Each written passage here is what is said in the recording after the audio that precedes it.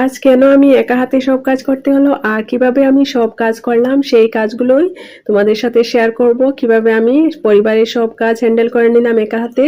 কারণ শহরে একটা কমন সমস্যা হচ্ছে হঠাৎ করেই বুয়া আসে না।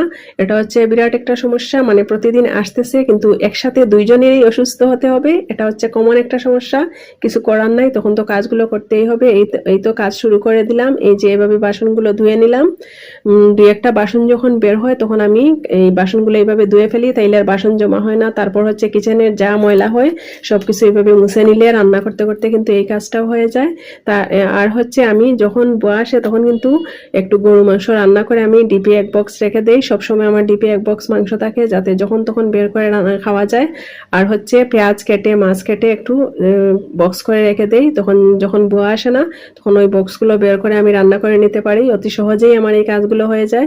এই তো আমার সবকিছু গুছিয়ে নিলাম। Final look. আল্লাহ হাফিজ।